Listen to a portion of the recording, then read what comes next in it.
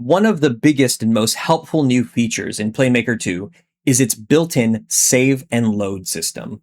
With PlayMaker 2, you go to your variables, and let's just make a new variable really quick. We'll add a variable, and we'll say it's a float variable called my favorite number. And down here, you can see in its save mode, we have some options: auto, load only, save only, or manual.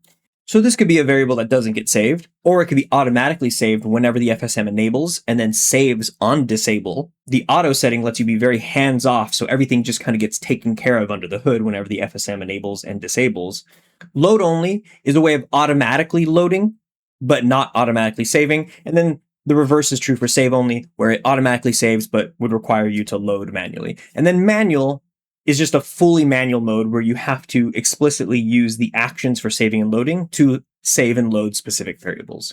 Like right now, my favorite number, its value is set to 0 and save mode is never. So right now, if I press play and I type in 5 and then I turn the FSM on and off, right? It keeps the 5 there, right? We're just turning the FSM on and off. We don't have it so it resets variables or anything. Everything's very standard here. But if I press stop, it goes to 0, right? And then when I press play again, it's still 0.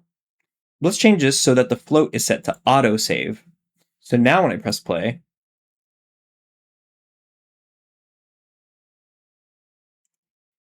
and I change my float to, let's say, 777, and then I could disable the FSM and load it again, disable, load, whatever, right? If I press stop now, and then I press play, there we go, 777. So it automatically saves. And what's brilliant about this, it works with all the other variable types. And if you want to save game object variables to references in your scene, you can even use the object GUID component.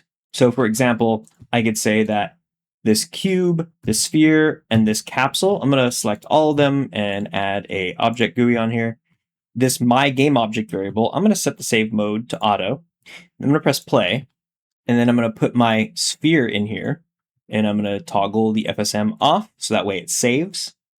And then when I press stop, now when I press play again, we can see that the my game object variable has successfully saved the sphere between the sessions.